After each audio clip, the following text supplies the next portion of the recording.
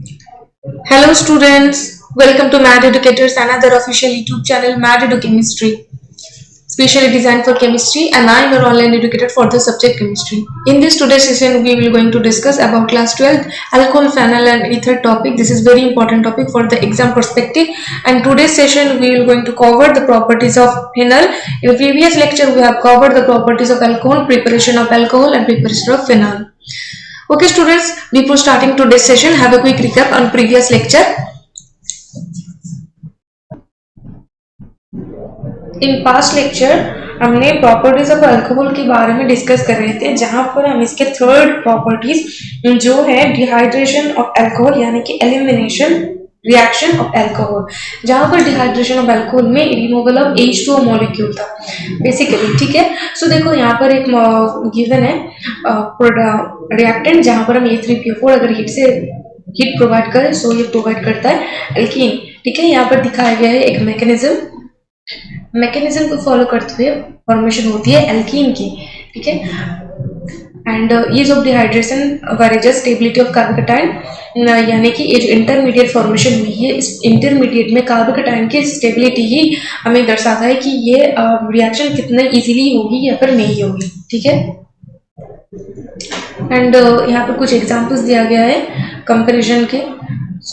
Then हमने देखा comparison में सेडजिफ रूल क्या बोलता है। सेडजिफ रूल बोलता है कि अगर कोई भी प्रोडक्ट फॉर्मेशन होती है इस प्रोडक्ट में, जिसमें अल्फा एच की मान ज़्यादा हो तो वो ज़्यादा स्टेबल होता है, इसीलिए वो मेजर प्रोडक्ट बनता है, एंड जिसमें अल्फा एच का मान कम है वो माइनर प्रोडक्ट बनता है। ठीक है, ये उसका कुछ एग्जांपल्स। एंड स्टेबिलिटी गेन करता है कार्बोकेटाइन अगर पॉसिबिलिटीज हो, 1 डिग्री से 2 डिग्री या फिर 1 डिग्री से 3 डिग्री या फिर 2 डिग्री से 3 डिग्री, यानी कि 3 डिग्री कार्बोकेटाइन मोर स्टेबल है rather than the 1 degree carbocation and 2 degree carbocation.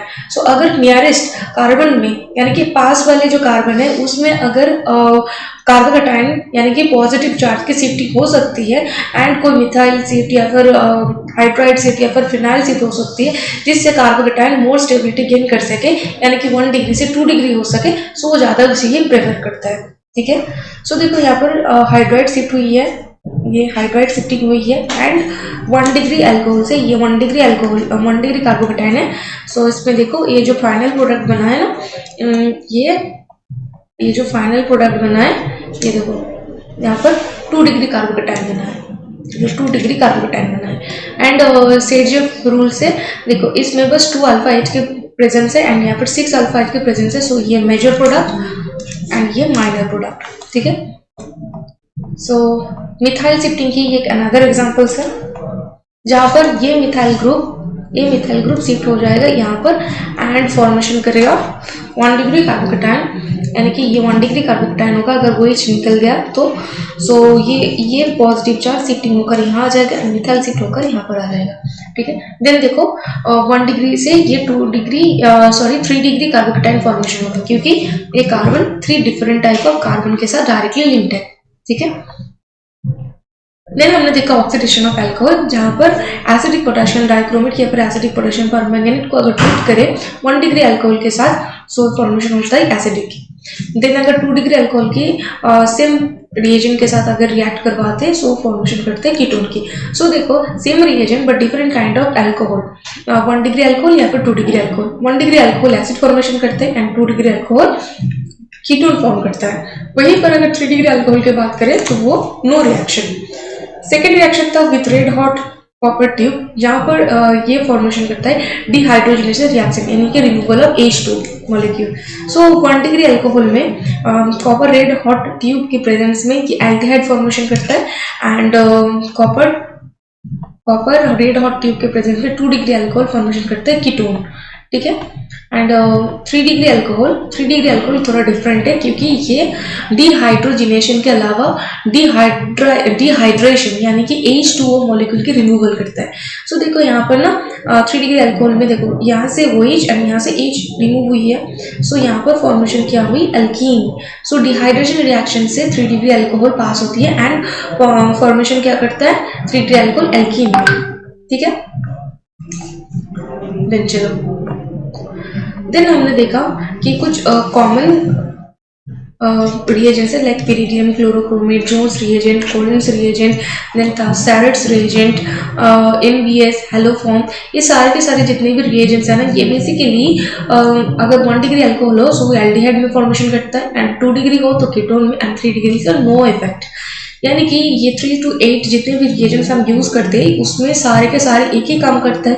अगर 1 डिग्री हो तो एल्डिहाइड फॉर्मेशन करता है, 2 डिग्री हो तो कीटोन फॉर्मेशन करता है, एंड 3 डिग्री हो तो नो रिएक्शन। ठीक है, यहाँ पर कुछ एग्जांपल्स दिए गए हैं इससे रिलेटेड। देन हमने देखा कि another ninth number example reagent जहाँ पर M N O two oxidise only benzylic alcohols and allylic alcohols. M N O two बस ओनली ऑक्सीडाइज करता है benzylic alcohol and allylic alcohol. ये देखो फेनॉल है, क्यों? बेंजीन रिंग से डायरेक्टली OH ग्रुप लिंक है। सो ये फेनॉल अगर बेंजीन रिंग से डायरेक्टली OH ना लिंक होकर एक मिथाइल ग्रुप हो एंड उससे अगर OH ग्रुप अटैच हो जाते हैं बेंजोइलिक अल्कोहल। एल्काइलिक अल्कोहल क्या है? डबल बॉन्ड, सिंगल बॉन्ड, फिर जो कार्बन है ना, इस कार्बन से जो OH ग्रुप लिंक है सो ये होता है एल्काइलिक अल्कोहल। ठीक है, सो इस टाइप के एल्काइलिक एंड बेंजोइलिक अल्कोहल को ऑक्सीडाइज करता है ओनली एमिनो टू। ठीक है, देन आता है 10th ऑक्सीडाइजिंग एजेंट जो है OPR। ठीक है, ओपन रिवर्स ऑक्सीडेशन। इसमें ओपन रिवर्स ऑक्सीडेशन में क्या है कि ये ऑक्सीडाइज करता है ओनली 2 डिग्री अल्कोहल को in presence of CaOCl3 and acetone की सॉल्वेंट में। ठीक है, सो ये क्या फॉर्मेशन करता है? इसको फॉर्मेशन करने के बाद ये फॉर्म करता है कीटोन। ठीक है, कीटोन फॉर्म करता है। तो 2 डिग्री अल्कोहल एसीटोन के प्रेजेंस में OCl3 बेसिकली फॉर्मेशन करता है कीटोन की। ठीक है, तो in previous lecture we have seen all this things and today's session will be on properties of phenol. So students, properties of phenol. So properties of phenol में हम first देखेंगे acidic nature of phenol. So acidic nature of phenol. Okay, so देखो acidic nature of phenol basically acidity किसके ऊपर depend करता है? Dissociation constant जो Ka है ना, इसके ऊपर डिपेंड करता है एंड P के वैल्यू के ऊपर डिपेंड करता है। अगर Ka की वैल्यू यानी कि डिसोसिएशन कांस्टेंट की वैल्यू अगर इंक्रीज होता है सो एसिडिटी इंक्रीज होता है, और अगर P के वैल्यू डिक्रीज होता है सो एसिडिटी का नेचर ऑफ फेनॉल ये डिक्रीज हो जाता है। सो डिसोसिएशन कांस्टेंट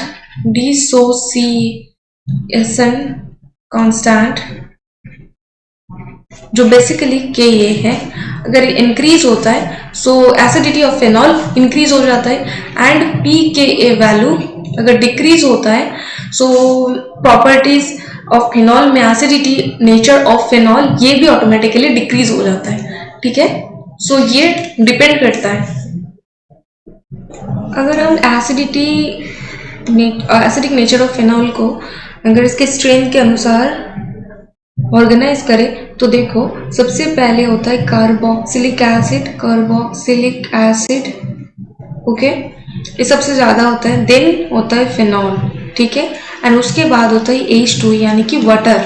देन होता है अल्कोहल, यानी कि नॉर्मल अल्कोहल से ये बहुत ज्यादा एसिडिक है, यानी कि कार्बोक्सिलिक एसिड से बाद ही फेनॉल है, एंड वाटर से भी ज्यादा ही एसिडिक है। ठीक है, सो ये तो है क्वालिटेटिवली। अब हम देखेंगे इसकी क्वांटिटेटिवली कैसे ये है। अगर इसके स्ट्रेन को हम मेजर करें सो वो इसका जो pK वैल्यू है ना वो 10⁻⁻5 है, एंड फेनॉल के लिए है 10⁻⁻10 and 10⁻⁻14 for H2O, and alcohol के लिए 10⁻⁻18 फॉर अल्कोहल। ठीक है, सो देख सकते हो उसमें जो वैल्यू है ना डिफरेंस। सो फेनॉल में 10⁻⁻10 है जो बल्कि अल्कोहल से 8 टाइम्स ज्यादा है, राइट, एंड H2O से बस 4 एंड कार्बोक्सिलिक एसिड से 5। सो डिफरेंस समझ चुके होंगे कि कार्बोक्सिलिक एसिड सबसे ज्यादा है, देन फेनॉल है, देन H2O, देन अल्कोहल है। और फिर फेनॉल क्यों एसिडिक है ये देखेंगे। Why phenol is acidic in nature. इसमें तो कुछ तो कैरेक्टरिस्टिक है जो इसको एसिडिक बनने में हेल्प किया। सो हमें अब इसी को ही फाइंड आउट करना है क्यों फेनॉल एसिडिक इन नेचर है। ओके, सो इसके लिए हमें देखना पड़ेगा इसका जो स्ट्रक्चर है। देखो ये तो बेंजीन ही है, अगर इसे हम वो H को डायरेक्टली लिंक कर दो इस C1 कार्बन से, सो ये हो जाता है फिनॉल। ठीक है, सो ये है फिनॉल। सो फिनॉल को अगर हम इस तरीके से भी हम इसको लिख सकते हैं, अगर इसको OH minus plus H plus, right. So देखो ये क्या बन गया, phenoxide ion. So phenoxide ion. So देखो ये है फिनॉल रिंग, फिनॉल, एंड ये फिनॉक्साइड आयन। सो इसमें ना रेजोनेंस होती है। सो हम इस रेजोनेंस को देखकर ही पता चलेगा कि कौन से स्ट्रक्चर में ज्यादा रेजोनेंस है। अगर काउंटिंग ऑफ रेजोनेंस ज्यादा है जिसमें, सो वो ज्यादा स्टेबल हो जाती है। ठीक है, सो पहले हम फिनॉल के लिए रेजोनेंस स्ट्रक्चर देख लेते हैं एंड देन फिनॉक्साइड के लिए देखेंगे, देन हम उन दोनों को कंपेयर करेंगे। फिनॉल, ये देखो ये तो रेजोनेंस करके ये गोल कर दिया था हमने। सो हमें बस टोटल रेजोनेटिंग स्ट्रक्चर्स जो है ना वो हमें दिखाना है। सो हम इसके जो double bond and double bond ऐसे ड्रॉ कर लेंगे। ऑक्सीजन है एंड ये हाइड्रोजन। ऑक्सीजन के पास क्या है, lone pair, right. So oxygen अपना लोन पेयर डोनेट करेगा, ऑक्सीजन अपना लोन पेयर डोनेट करेगा यहाँ पर, एंड ये बॉन्ड ब्रेक होकर चला जाएगा यहाँ पर, राइट। रेजोनेंस करके क्या फॉर्म करेगा, यहाँ पर नेगेटिव चार्ज आ जाएगा एंड यहाँ पर ये बॉन्ड ब्रेक, ऑक्सीजन अपना लोन पेयर देने से यहाँ पर डबल बॉन्ड फॉर्मेशन हो जाएगी, राइट। एंड यहाँ पर जैसा था वैसा ही। सो ये ऑक्सीजन एंड देखो यहाँ पर प्लस चार्ज आएगा क्योंकि ऑक्सीजन अपना बैलेंस इलेक्ट्रॉन डोनेट कर दिया है इस कार्बन को। ठीक है, देन देखो ये resonating structure 1, resonating structure 2, then another resonance करके चला जाएगा यहाँ पर, आगे चलेगा यहाँ पर। देन देखो यहाँ पर शिफ्टिंग क्या हो रही है, OH जैसा था प्लस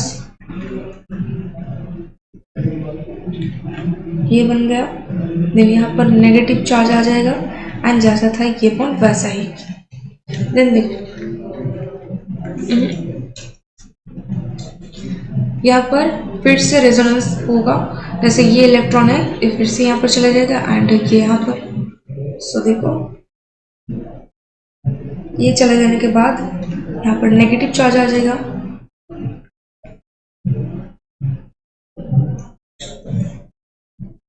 O प्लस एंड यहाँ पर हाइड्रोजन।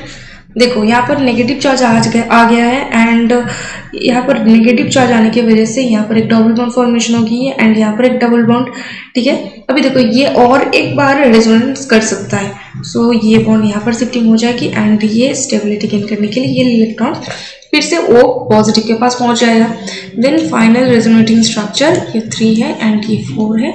सो देखो क्या फॉर्मेशन होती है, यहाँ से ऐसे रेजोनेंस करने के बाद ये फॉर्मेशन हो गई है एंड ये OH, right. So total 5 resonating structure हमने फिनॉल से पाया। ठीक है, अभी हम देखेंगे फिनॉक्साइड आयन से। सो फिनॉक्साइड आयन देखो, फिनॉक्साइड आयन बेसिकली क्या है, वो नेगेटिव चार्ज जहां पर 2 ऑक्सीजन की फ्री लोन पेयर्स है। सो ये फिनॉक्साइड आयन, राइट। सो देखो इस फिनॉक्साइड आयन की जो रेजोनेटिंग स्ट्रक्चर है, फर्स्ट रेजोनेंस करके ये इलेक्ट्रॉन यहाँ शिफ्टिंग हो जाती है एंड ये डबल बॉन्ड शिफ्ट करके यहाँ तक। ठीक है, देन देखो यहाँ पर डबल बॉन्ड फॉर्मेशन हो जाएगी एंड यहाँ पर नेगेटिव पॉजिटिव चार्ज नहीं आएगा क्योंकि ये तो अपना इलेक्ट्रॉन्स को डोनेट किया, पर यहाँ पर देखो लोन पेयर के डोनेशन से यहाँ पर पॉजिटिव चार्ज आया था, पर यहाँ पर देखो अपना इलेक्ट्रॉन्स जो है ना, एक्स्ट्रा इलेक्ट्रॉन जो है उसी से ये रेजोनेंस में पार्टिसिपेट कर रहा है। सो यहाँ पर कोई पॉजिटिव चार्ज ऑक्सीजन के ऊपर नहीं आएगा। सो फर्स्ट रेजोनेंस करने के बाद यहाँ पर देखो इलेक्ट्रॉन्स यहाँ पर शिफ्टिंग हो जाएगी एंड जैसा था बॉन्डिंग वैसे ही बाकी के रह जाएगा। देन ये फर्दर रेजोनेंस में पार्टिसिपेट करेगा, यहाँ पर ये बॉन्ड शिफ्ट हो जाएगी एंड यहाँ पर ये सो रेजोनेंस करने के बाद यहाँ पर नेगेटिव चार्ज आ जाएगा एंड देन यहाँ पर एक बॉन्ड फॉर्मेशन हो जाएगा एंड यहाँ पर ये देन देखो यहाँ पर ऑक्सीजन फिर से रेजोनेंस हो जाएगी जैसे ऐसे एंड ऐसे, देन यहाँ पर नेगेटिव चार्ज एंड देन यहाँ पर एक होल्ड एंड यहाँ पर एक बॉन्ड एंड ऐसे, देन देखो ये फिर से रेजोनेंस करेगा और एक बार, देन फाइनल फॉर्म पर ये आ चुका है ऑक्सीजन एंड यहाँ पर फिर से नेगेटिव चार्ज एंड ये एंड ए। सो देखो यहाँ पर क्या हो रही है ना, इस फिनॉक्साइड आयन में delocalization of negative ion, right. And यहाँ पर ना देखो सारे के सारे जैसे ये 1 2 3 4 and 5 resonating structure phenoxide ion में भी है एंड फिनॉल में भी है। सो रेजोनेटिंग स्ट्रक्चर की सेम होने से हम यहाँ से पता नहीं कर सकते कि कौन ज़्यादा एसिडिक है। एसिडिटी नेचर कैसे पता चलता है कि वो कितना इजीली अपना H+ आयन को डोनेट करता है, राइट। सो यहाँ पर देखो जितना ज़्यादा ये टोटल मॉलिक्यूल स्टेबल होगा उतना ही ज़्यादा H की डोनेशन होगी, ठीक है। सो देखो यहाँ पर ना इन फर्स्ट केस फिनॉल जो है, फिनॉल में ना अपना ऑक्सीजन लोन पेयर्स को डोनेशन करने के बाद रेजोनेंस में पार्टिसिपेट किया। सो यहाँ पर ऑक्सीजन में एक पॉजिटिव चार्ज आ गया था, जिस वजह से ये रेजोनेंस करते वक्त टोटल में ना जहां पर भी इलेक्ट्रॉन जा रहा था सो इसमें एक अट्रैक्शन क्रिएट हो रहा था। पर यहाँ पर देखो ना in second case phenoxide ion में बस जो डीलोकलाइजेशन हो रहा था ना, एक्स्ट्रा जो इलेक्ट्रॉन था ऑक्सीजन के ऊपर उसी से होता। सो इसीलिए यहाँ पर देखो चार्ज सेपरेशन टेक्स प्लेस हो रही है, पर यहाँ पर कोई चार्ज सेपरेशन की टेक्स प्लेस नहीं हुई। सो इसीलिए ये ज्यादा स्टेबलाइज्ड है। सो फिनॉल की तुलना में ये फिनॉक्साइड आयन ज्यादा एसिडिक है, ठीक है। सो यहाँ पर सेकंड केस में क्या हुई है, delocalization of negative charge. So ये बेसिकली है delocalization of negative charge, delocalization of negative charge, right. But in first case phenol में क्या हुआ है, फिनॉल में बेसिकली सेपरेशन ऑफ चार्ज, जो सेपरेशन ऑफ चार्ज हुई है जो अनस्टेबल है, राइट। क्योंकि यहाँ पर पॉजिटिव चार्ज है एंड यहाँ पर नेगेटिव चार्ज है। देखो पॉजिटिव नेगेटिव तो दोनों को अट्रैक्ट करता है ना। सो टोटल जो रेजोनेंस हुई है पर इसमें एक फोर्स ऑफ अट्रैक्शन कहीं पर जाकर ये अट्रैक्ट करता है। सो इसीलिए एक अट्रैक्शन फोर्स अनदर तरीके से इसमें अफेक्ट करता है। सो इसीलिए फिनॉल एंड फिनॉक्साइड में सबसे ज्यादा acidic in nature phenoxide ion है। अभी देखो acidic nature, next point acidic nature of phenol में, नेचर ऑफ फिनॉल इसमें सबसे ज्यादा क्या इंपॉर्टेंट है, effect of substituents on acidic nature of phenol. यानी कि कुछ भी सब्स्टिट्यूएंट हम यहाँ पर अगर इन्वॉल्व करें सो कैसे ये total acidic nature of phenol को चेंज करता है, यानी इंक्रीज भी कर सकती है या फिर डिक्रीज भी कर सकता है, ठीक है। सो इसमें हम देखेंगे वो effect of substituents on acidic nature of phenol, okay. So हम सब्स्टिट्यूएंट के एप्लीकेशन से एसिडिक नेचर ऑफ फिनॉल में क्या चेंज आ रही है वो हम फॉलो करेंगे।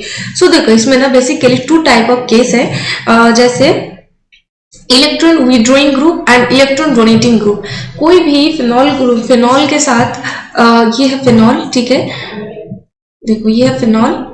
सो इसके साथ अगर हम कोई इलेक्ट्रॉन विड्रॉइंग ग्रुप यानी कि इस टोटल रिंग से इलेक्ट्रॉन को अपनी तरफ खींच लेगा, इस टाइप की कोई ग्रुप अगर हम किसी भी कार्बन के साथ अगर अटैच कर दे, सो इसमें जो एसिडिटी का नेचर है, ठीक है, ये इसमें क्या चेंजेस आने वाला है। ठीक है। एंड अनदर एक केस, अगर हम यहाँ पर कोई इलेक्ट्रॉन डोनेटिंग ग्रुप अगर इन्वॉल्व करते कोई किसी भी कार्बन के साथ अगर अटैच करते, सो इस टोटल जो एसिडिक नेचर ऑफ फिनॉल है ना, इसमें क्या चेंजेस आने वाली है। सो टू टाइप्स ऑफ फैक्टर, एक अगर हम इलेक्ट्रॉन विड्रॉइंग ग्रुप को अगर इंसर्ट करें, एंड सेकेंड अगर इलेक्ट्रॉन डोनेटिंग ग्रुप को अगर इंसर्ट करें, सो क्या चेंजेस आने वाले हैं। सो फर्स्ट केस हम देख लेते हैं इलेक्ट्रॉन विड्रॉइंग ग्रुप से। सो फर्स्ट केस हम इलेक्ट्रॉन विड्रॉइंग ग्रुप को इन्वॉल्व करेंगे, इलेक्ट्रॉन विथ ड्रॉइंग ग्रुप। इसमें कई तरीके से इलेक्ट्रॉन विड्रॉइंग ग्रुप आते हैं, जैसे NO2 आ गए, हेलोजेंस आ गए, CN, then CHO, then COOH, then CO, ये सारे के सारे क्या है ना, इलेक्ट्रॉन विड्रॉइंग ग्रुप है। ठीक है, ये क्या करता है ना, ये फेनॉल के एसिडिक नेचर को इंक्रीज कर देता है। कैसे इंक्रीज करता है, क्योंकि देखो stability of this total stability, अगर बेंजीन रिंग की इस डीलोकलाइजेशन के ज्यादा स्टेबिलिटी गेन करेगा, तभी ना ये अपना H को डोनेट कर पाएगा, यानी कि फ्री H+ आयन दे पाएगा, फिर ना ये एसिडिक नेचर शो करेगा ना। सो देखो, अगर कोई इलेक्ट्रॉन विड्रॉइंग ग्रुप है, एक्चुअल में अगर हम कोई भी EWG यानी कि इलेक्ट्रॉन विड्रॉइंग ग्रुप अगर इस यहाँ पर अटैच कर दे, या फिर इस यहाँ पर अटैच कर दे, यहाँ पर अटैच कर दे, ठीक है, पैरा और तो मेटा किसी भी पोजीशन पर अगर अटैच करते कोई इलेक्ट्रॉन विड्रॉइंग ग्रुप को, तो बेसिकली क्या करता है, ये pull electron density away from benzene ring की टोटल इलेक्ट्रॉन डेंसिटी अपने तरफ खींच लेता है। ठीक है, इससे क्या है ना, इससे टोटल जो चार्ज है, ये चार्ज मूव हो जाता है इस इलेक्ट्रॉन विड्रॉइंग, मतलब टोटल बेंजीन रिंग के जो इलेक्ट्रॉन डेंसिटी यानी ये अपने तरफ खींच लेता है। ठीक है,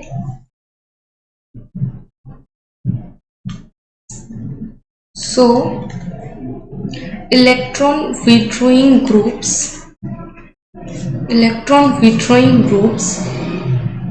जो ये सारे हैं, ठीक है, pull electron density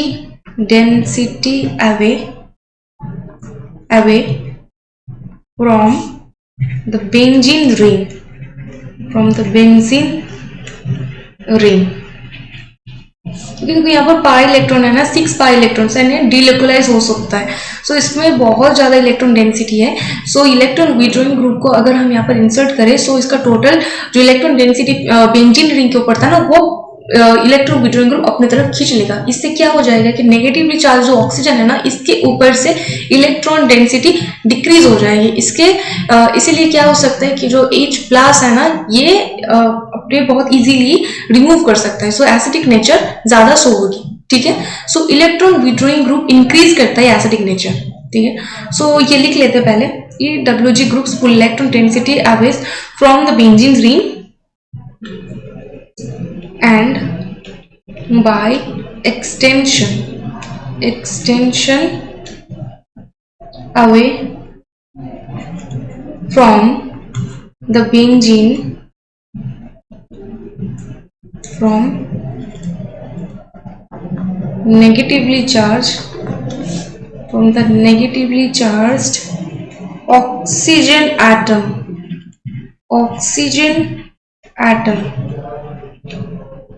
right, of the phenoxide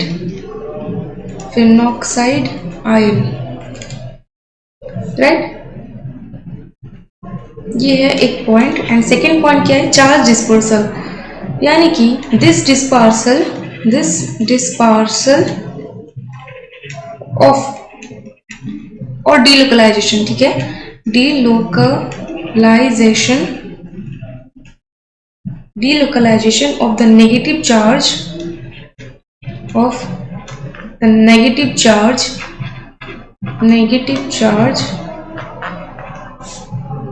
helps to stabilize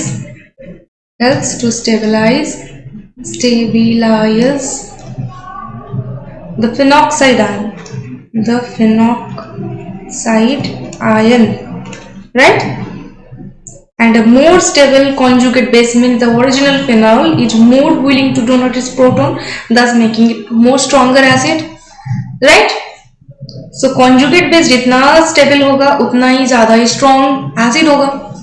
So देखो conjugate, a more stable conjugate base means the original phenol,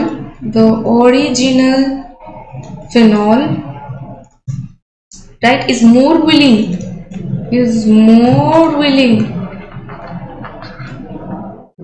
to donate its proton, thus making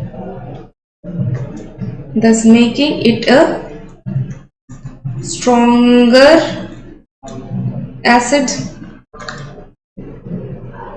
right?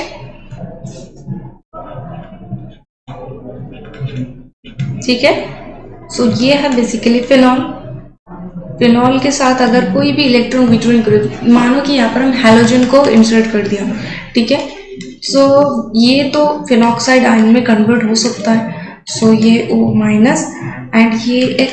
सो देखो इसका जो इलेक्ट्रॉन ऑक्सीजन के ऊपर नेगेटिव है ना, ये delocalise होकर ये हैलोजन के पास आ जाएगा. सो टोटल जो डीलोकलाइजेशन है इस बेंजीन रिंग के, सो वो सारे के सारे इलेक्ट्रॉन विड्रॉइंग ग्रुप यानी कि इलेक्ट्रॉन डेंसिटी को अपनी तरफ पुल करने वाला, ठीक है. सो क्या करता है, ऑक्सीजन के ऊपर जो इलेक्ट्रॉन डेंसिटी है इसको डिक्रीज कर देता है. सो ताकि ये H+ आयन बहुत इजीली डोनेट कर सके. देखो प्लस H+ आयन. सो ये बेसिकली क्या करता है, increase acidic nature of phenol, right. कैसे कर सकता है, -I और -M इफेक्ट के साथ. -I एंड -M क्या है, I यानी कि इंडक्टिव इफेक्ट एंड M यानी कि मेसोमेरिक इफेक्ट, ठीक है. अगर कोई भी इलेक्ट्रॉन विड्रॉइंग ग्रुप अगर हम इसको इंसर्ट कर दे, सो ये -I एंड -M शो करता है. सो इसी एक्स्ट्रा इफेक्ट के वजह से ये एसिडिक नेचर को इंक्रीज कर देता है इन फिनॉल, ठीक है. सेकंड है जो इलेक्ट्रॉन डोनेटिंग ग्रुप है, इलेक्ट्रॉन डोनेटिंग ग्रुप. ओके देखो इसे हम शॉर्टकट में EDG भी बोलते हैं. सो इलेक्ट्रॉन डोनेटिंग ग्रुप बेसिकली क्या करते हैं, decreases acidic nature of phenol. क्यों, क्योंकि ये इलेक्ट्रॉन डोनेटिंग ग्रुप क्या है कि अपना electron density total benzene ring के ऊपर दे देगा, यानी कि अपना जो इलेक्ट्रॉन डेंसिटी है ये बेंजीन रिंग को भी डोनेट कर देगा. सो इसीलिए इलेक्ट्रॉन डोनेटिंग ग्रुप की प्रेजेंस में जो इलेक्ट्रॉन डेंसिटी है वो और ज्यादा इंक्रीज हो जाती है ऑक्सीजन, जो नेगेटिवली चार्ज ऑक्सीजन है उसके ऊपर. सो ये उतना इजीली H+ आयन छोड़ना नहीं चाहेगा, क्योंकि इलेक्ट्रोनेगेटिव एलिमेंट जो ज्यादा इलेक्ट्रोनेगेटिव एलिमेंट है, सो इलेक्ट्रोपॉजिटिव एलिमेंट जो H+ है वो कैसे उसको छोड़ सकता है, ठीक है. इसीलिए वो electron donating group H+ ion को इजीली रिमूव नहीं करेगा. सो इसीलिए decreases the acidic nature of phenol. अभी इस इलेक्ट्रॉन डोनेटिंग ग्रुप में कौन कौन सी एलिमेंट्स आ जाते हैं, जैसे देखो CH3, OH functional group, NH2, OCH3, ये सारे के सारे जो ग्रुप्स है ना इलेक्ट्रॉन डोनेटिंग ग्रुप में आ जाते हैं, ठीक है. ये किस तरीके से इसको डिक्रीज कर सकते हैं, लाइक +I और +M इफेक्ट से.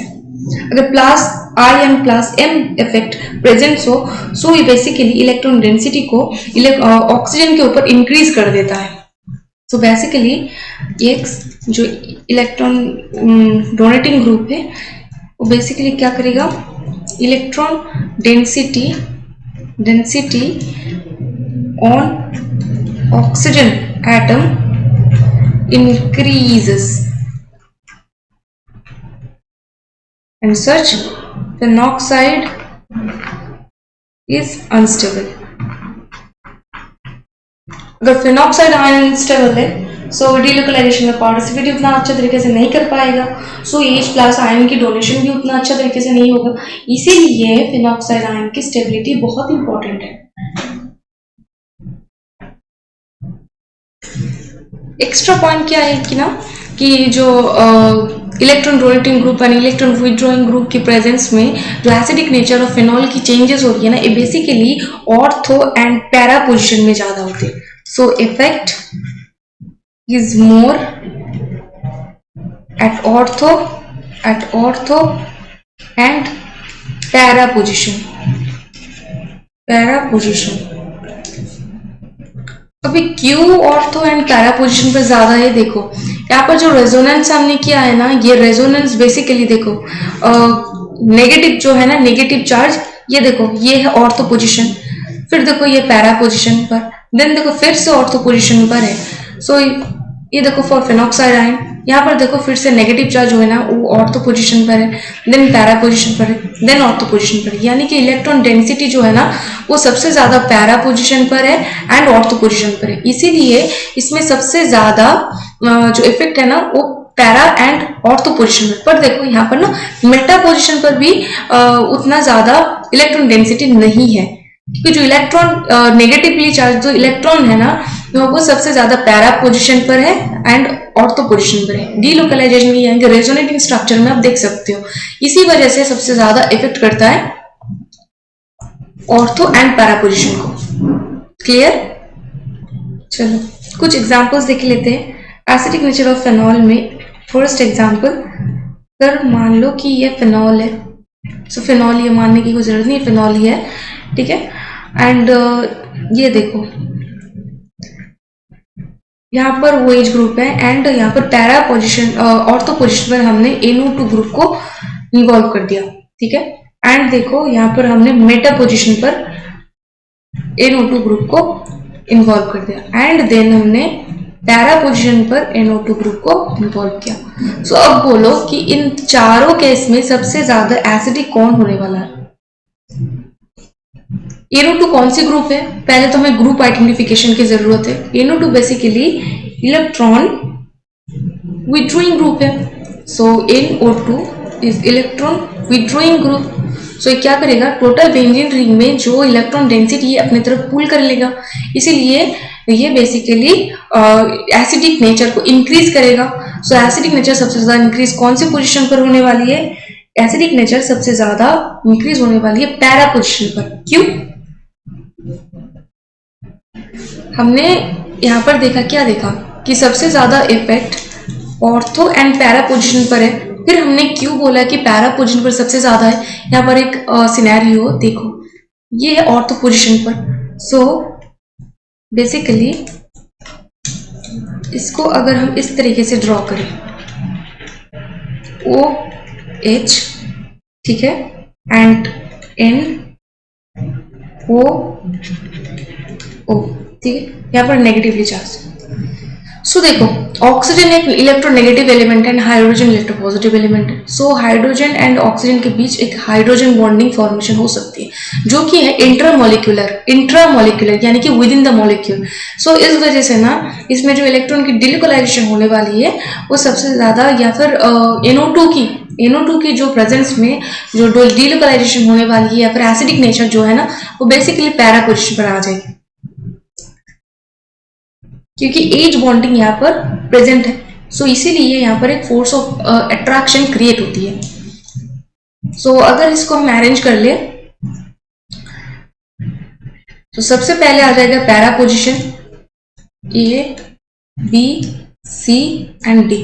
सो सबसे पहले आ जाएगा एसिडिक नेचर में अगर ऑर्गेनाइज करें, सो D सबसे पहले आ जाएगा एंड उसके बाद जो आएगा वो है B, ठीक है। देन आएगा कौन सा? मेटा पोजीशन पर देन आएगा नॉर्मल वाला जो फेनॉल है। सो ये एसिडिटी की ऑर्डर फॉर दिस मॉलिक्यूल। चलो अनदर एक एग्जांपल, जहां पर ये देखो ये नॉर्मल एक फेनॉल है, ठीक है, नॉर्मल सा फेनॉल एंड यहाँ पर एक इलेक्ट्रॉन डोनेटिंग ग्रुप जो कि मिथाइल है। अगर उसे हम इन्वॉल्व करें। सो CH3 क्या है? CH3 एक इलेक्ट्रॉन डोनेटिंग ग्रुप है। सो हमने क्या जाना कि इलेक्ट्रॉन विड्रॉइंग ग्रुप इंक्रीज करता है एसिडिटी को and electron donating group decrease कर देता है एसिडिटी को। सो इसके अगर हम एसिडिटी के ऑर्डर में अरेंज करें सो क्या आएगा वो हम यहाँ से सॉल्व करेंगे। ठीक है, सो देखो यहाँ पर ये है ऑर्थो, ये है मेटा एंड ये है पैरा पोजीशन। सो देखो यहाँ पर तीनों टाइप की हमने एग्जांपल दिए, जैसे normal phenol, मेटाफिनॉल, ऑर्थोफिनॉल and पैराफिनॉल।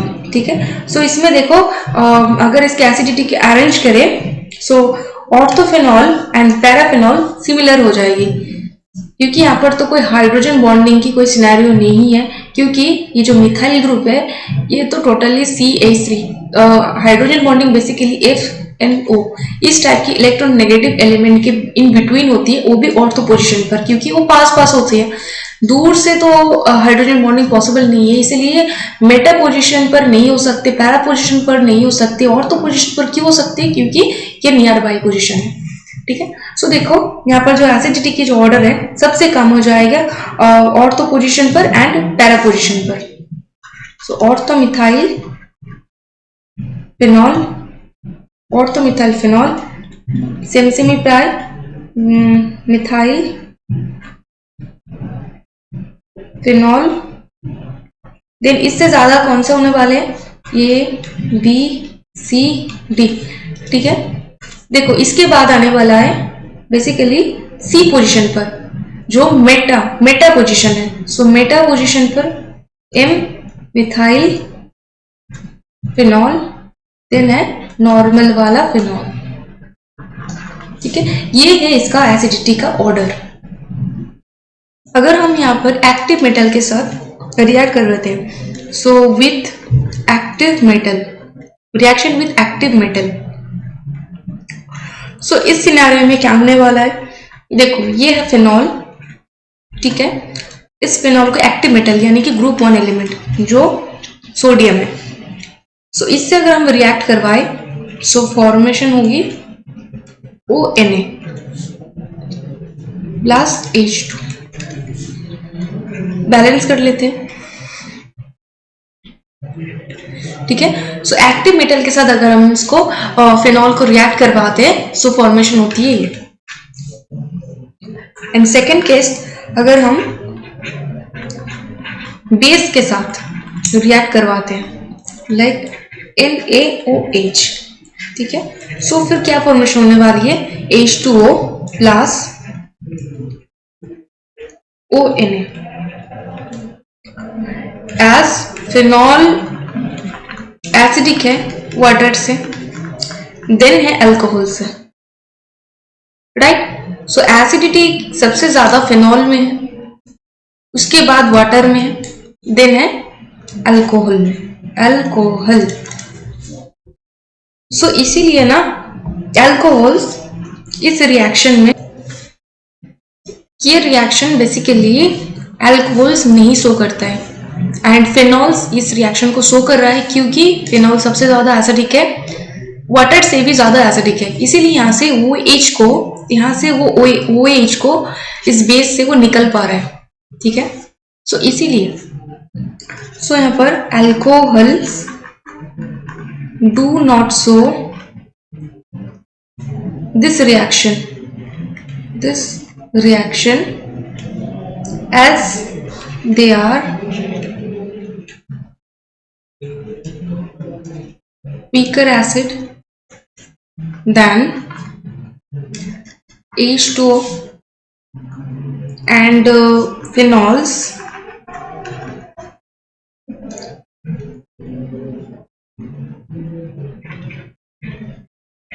this reaction as they are stronger acid than H2O, right. इसीलिए ना ये बेस से OH को निकलकर इस हाइड्रोजन के साथ बाइंड करके H2O फॉर्मेशन कर रहा है। ठीक है, इसीलिए ना फिनॉल सबसे ज्यादा इस सीरीज में स्ट्रॉन्गर एसिड है।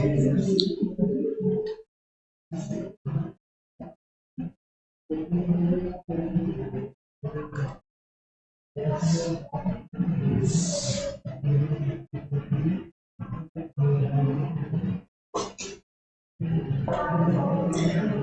this video helps you to clear your concept, then do like this video and subscribe this channel. मिलते हैं नेक्स्ट वीडियो में. नेक्स्ट वीडियो में हम कुछ एक्स्ट्रा प्रॉपर्टीज ऑफ फिनॉल के बारे में जानेंगे. ठीक है, सो मिलते हैं नेक्स्ट लेक्चर में. तब तक के लिए bye bye. Take care yourself and also your family.